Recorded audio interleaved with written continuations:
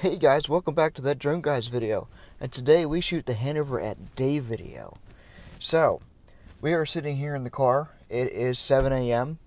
and we are looking at the weather. It is looking a little gloomy out, which is okay, because when the sun comes out, it's perfect lighting for drone shooting. We don't want it to be too bright, because then we have to use the ND filters. I'll explain that at another time. So, I would like to go into a little bit in depth about some of the criticism we got for the Hanover at night video. Yes, I'll be the first to admit, I had just gotten my drone and there was a lot of stuff that I didn't know, including the flying at night law, which even with your Part 107 you still can't do without a waiver. Much more educated now. Now, on the other hand, the hospital. Let me go into a little in depth in the hospital.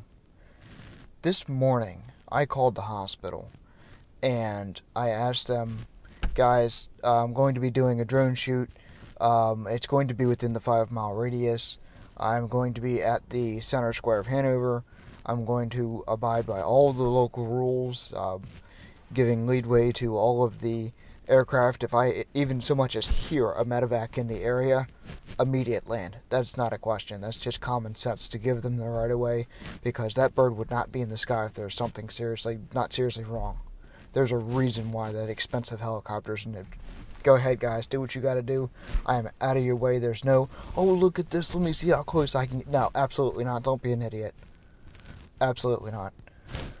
So, with that said, they gave me some flack about, you're not supposed to fly within a 5-mile radius of this hospital, and I got the macho guy on that. I don't mean to stereotype or anything, guys, but I'm a little flustered about this. The FAA, the Federal Aviation Administration, specifically states for UAVs, drones, that I have to notify the hospital. Okay, let me back up. If there is an airport with an air traffic control that controls the flights coming in and out, I have to notify them of my presence in the air. Nowhere does it state that I have to notify anything about a helipad, hospitals, none of that. This was out of the courtesy of me just being a gentleman. Hey guys, it's Sunday morning. There's probably not going to be that much traffic in the air, but just in case, I'm letting you know that I will be in the air. Notification complete. And they wanted to give me all this flack about, oh, you can't do that. It's no, I can. And I'm not going to be one of those guys that is just going to be a dick about things because he can. If they would have just said, all right, just be careful, and hung up the phone, I would have been fine with it, and I wouldn't have had to say this. But do your education before you post anything online, before you give me any rude comments about this video or the drone shoot. Before you post and hit enter, or if you do, I want you to put a link confirming what you're stating is true, and not some zenhoos.com, abc.com news reporter that thinks they know a little bit about. No, it's got to be an FAA link.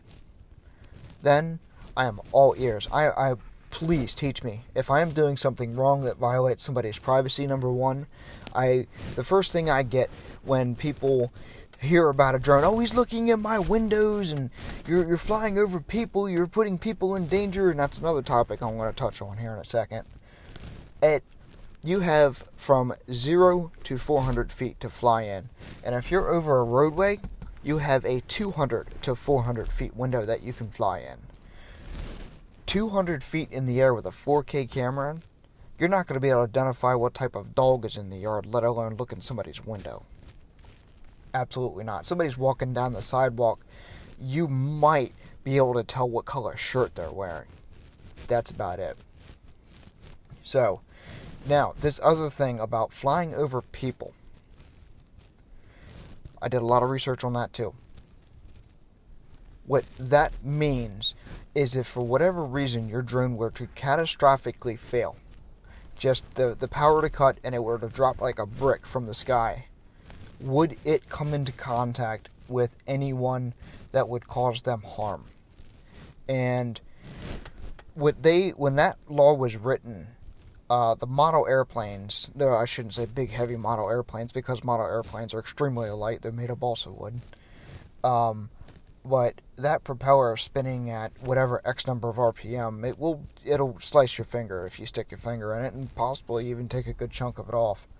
When that comes flying at you at about 60 miles an hour, it's gonna give you a haircut, and it hits you in the back of the head. You're gonna be in the ER. These drones, if it falls from, say, 100 feet, it's gonna give you a bruise. So, yes, that would technically give somebody a injury. What they're stating is a life-threatening injury that can cause permanent damage and long-term effects. Hospitalization for several days and possibly surgery, kind of serious, like being hit by a car kind of damage. Yeah, I have no problem with the rules. Rules are put in place for a reason, because obviously I shouldn't say idiot, but some individual somewhere along the line has done certain things that has caused these laws to be put in place. No doubt about that. But when 95% of my flights are over buildings, and if I do go over the roadway, I make sure that when somebody's driving down the road, their line of sight, they're not going to go, oh, that's a drone, and hit the car in front of them because I've caused a distraction. I make sure that is within my personal perception not possible. So I stay about 210, 220 feet above the roadway, and I don't make any sudden movement, so I just look like a bird in the sky. And at that height, a 8-inch drone looks like a bird anyways. Nobody's going to pay it any of mine. Now, what that law goes for, roadway 200 feet, you're going to get that one individual every once in a while that is going to try to fly with traffic at 11, 12 feet down the street. Always. Always, always, always. So, that's why that law is in place. So, as I'm talking here, it looks to be lightening up here a little bit. I can see a little bit. I'm not going to show you this. But down the street here, my my distance that I can see is, I don't know, 4,000 feet. A little, no, okay, 3,000 feet, a little over half a mile. And I can see a little bit of fog. So we'll go ahead and go to the location here, the first location, and we will go ahead and pick up there. See you there. Alright guys, we are here at our first location. It was about a 10-minute drive. Not much has changed in the weather. If this doesn't clear up, we're not doing anything today. It is 7:20. The sun was supposed to rise 20 minutes ago. Yeah, you see how that worked out.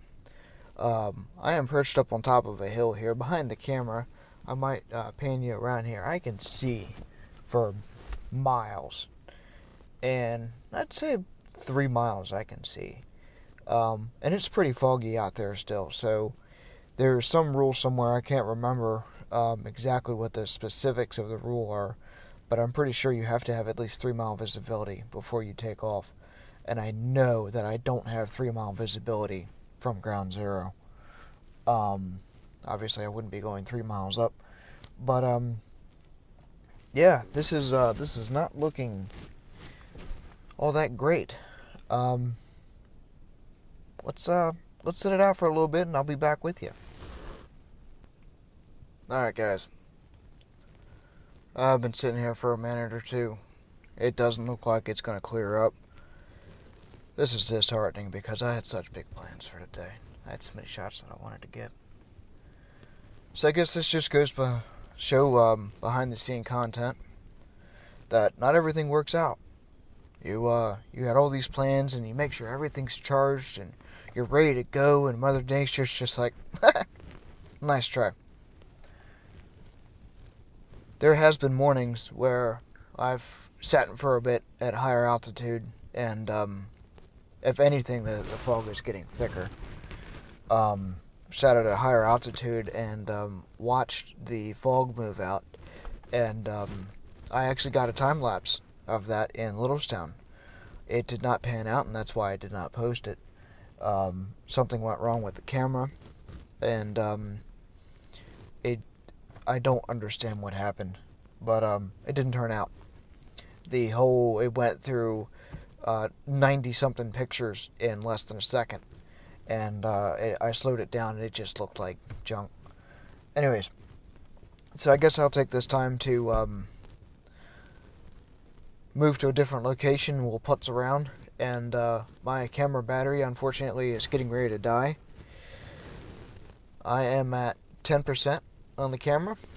Go me, because I've been sitting here so long with the camera sitting idle, waiting to say hooray, let's go, and show you guys, but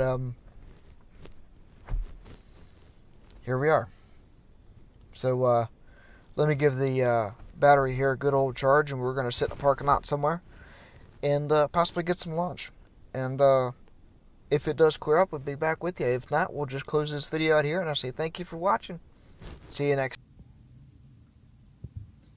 So guys, while we're letting the other camera charge here, we are sitting in a parking lot, and I have the power inverter going here, and so as you can see out here, let this focus, you can see the fog right about there. You want it behind the scene content? This is it. Hey guys, we've been sitting here for about 20 minutes now, and we're not getting anywhere. Nada. It is still way too foggy to do anything. And the temperature is about 70 degrees. It's perfect. It's not too hot, not too cold. If the sun was out, I would be recording right now. So let me take this time to bore you a little bit more to death, and I'll talk at you if for those of you interested about what my plans are with this whole behind-the-scenes vlog and stuff like that, and the whole drone thing. Others, just pick up when the video finally comes out in a couple weeks. And for those of you still tuned, thank you. You are my real subscribers. So, me and my girlfriend work as machine operators through RH Shepherd Monday through Friday, second shift, 2 p.m. to 10 p.m. And when we get home, I try my hardest to put out a vlog video, and I can't. I'm just done. It's RH Shepherd, for any of you guys in the local areas know, is not a easy job.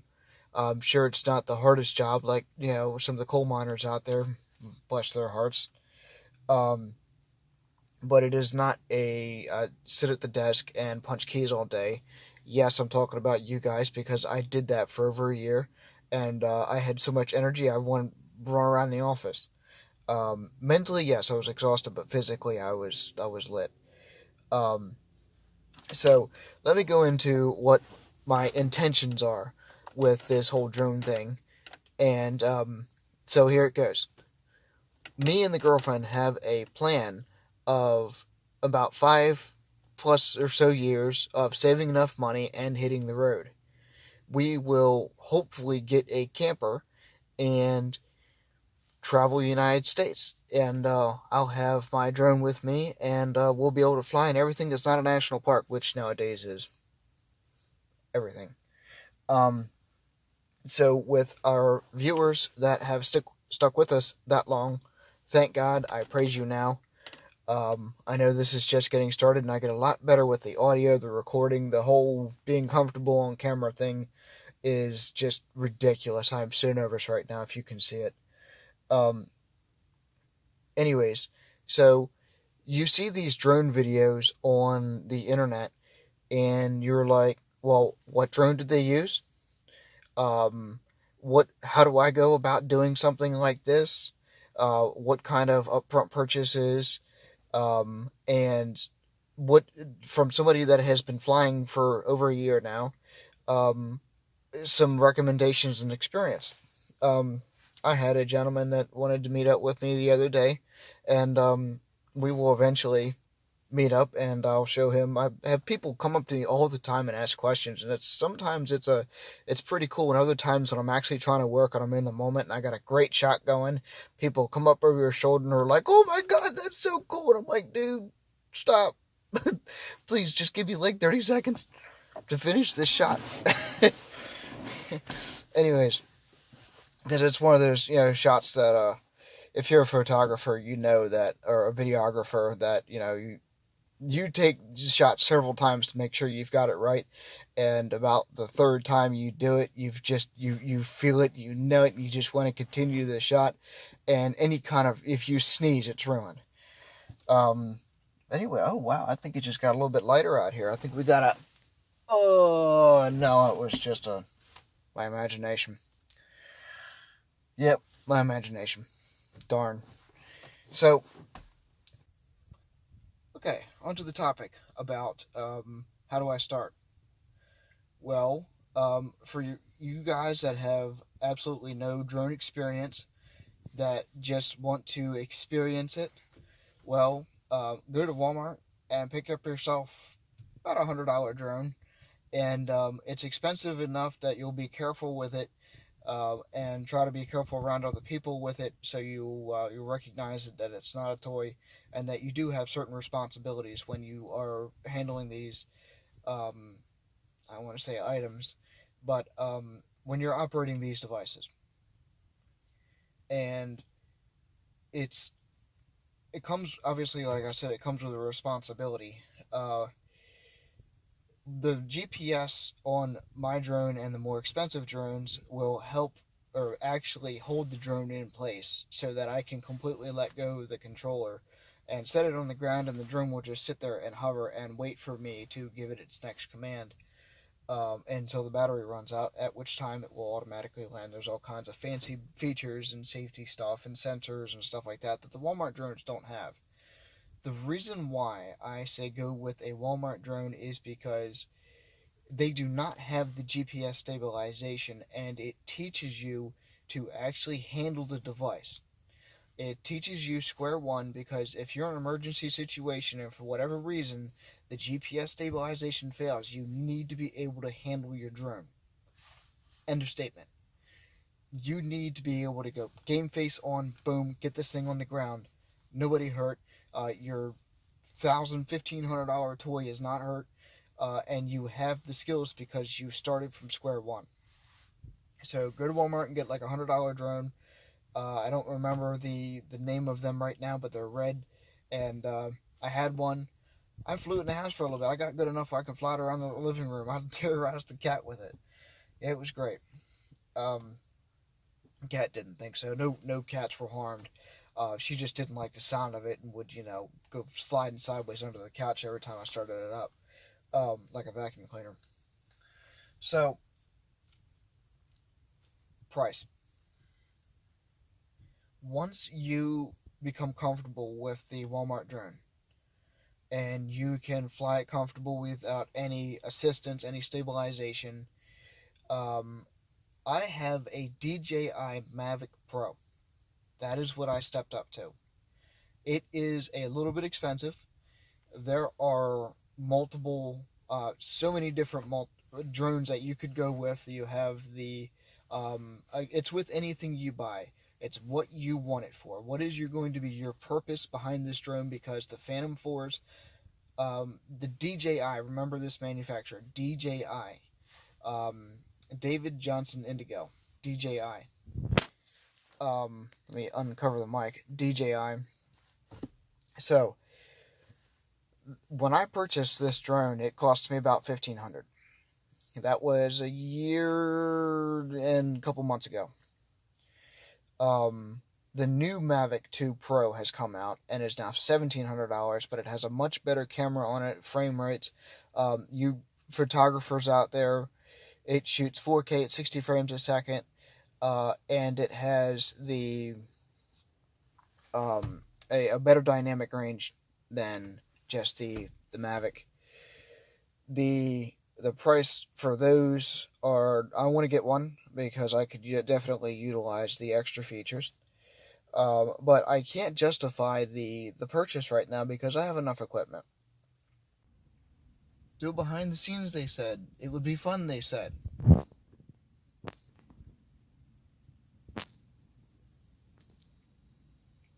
So guys, instead of ending this video, what we're going to do is we are going to drive down to the square, because just because I can't put a drone in here doesn't mean I can't stand at the square and talk at you. So we're going to continue this vlog at the square.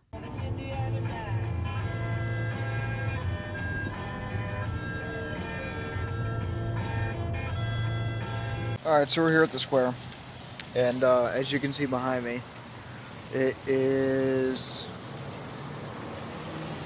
still gloomy. Although, as I'm sitting here, I've noticed one epic. Just look at this building, and I hope I can get a drone shoot of it someday. Look at that rooftop. Isn't that gorgeous? Can you imagine having a pan shot of that, or having that as an introductory shot to the square? That's the type of thing that I look for. We have a... So, let's drive around a little bit and see what we can't find, different angles that I haven't noticed before. And I will introduce you to them. Alright guys, so we're just driving around here, and I happened to stumble across something and have a great idea. We have a lot of absolutely stunning churches here in Hanover. Just stuff that is, the artwork and the craftsmanship of these builds is incredible. For example, take a look at this church.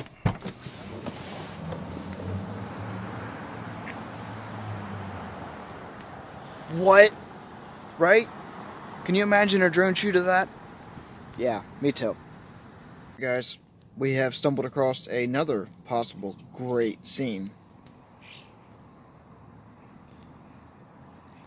There's a couple smokestacks.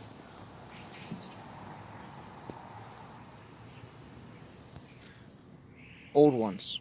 That's why they're important. History of Hanover. We have yet another beautiful church. Check. Pit stop.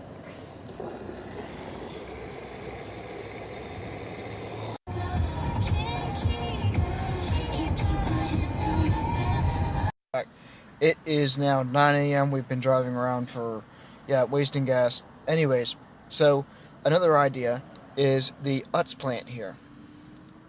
And what I mean by that is when this factory is in production, the off-gassing of it smells like potato chips. My mouth waters every time. My girlfriend goes nuts every time we drive by this.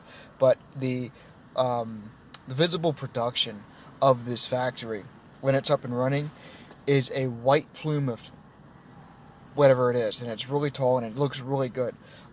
It's completely harmless. Obviously, the EPA wouldn't, be on their heels. But I was thinking about flying the drone through it and having it and using it as a scene transition. What do you think? Or should I just fly the drone through it and come out on the other side as a cool thing to do? Two options there. You see what I'm doing here? I'm just riding around town and I'm like, oh, that might be cool. That's how we do it. Guys, so I've noticed one thing about Hanover. We have a lot of those. Now, a couple of them are obviously cell phone towers because they have the big Sprint logo at the bottom of the gate. I'm not quite sure what that one is, but the thing about drone flying is you have to be careful. Yes, you can fly around towers, but you have to be careful with what frequency your drone is on and what frequency that these towers are emitting, because these towers are emitting a heck of a lot stronger signal than your little controller is. Now, you can't tell until you actually get in the air and you're in the danger zone. I have yet to have a tower, and I've flown around 1, 2, 3, 4, 5, 6, 7 or 8 of them, actually directly interfere with the drone to make it unfavorable and unsafe for the surrounding people. Um, about towers is you are legally only allowed to fly from 0 to 400 feet in the air. The thing about towers is you can fly 400 feet above the highest point of the tower. That's a pretty tall tower. I'm going to say that tower is a good 175, 180, which means you can send your drone almost 600 feet in the air. The reason why I'm saying this is because if you want to get that shot or need to get into a position that you need to get a really high aerial shot to show the shape of the land or something like that, use a cell phone tower or some kind of tower. Just make sure that it's not going to interfere with the drone or anything. Fly for a couple minutes around it, because some of these towers change. They don't change frequency. What some of them do, but they emit different pulses at different times, and you don't want to be in the middle of a shoot and have your drone just completely frizz out and decide it wants to return to China. Pun intended. Anyways, they're great for excuses on getting a little bit of extra height in your drone shoots. Pro tip for you. And so we didn't shoot any footage today, which is an absolute bummer. But we did get to see and gather a lot more information that I would have normally gotten if I had just gone out and sent the drone in the air. So that's a plus. So we did accomplish a couple things there. And that battery is still charging. What is it hiding? Infalupas? Anyways, signing off. See you next time.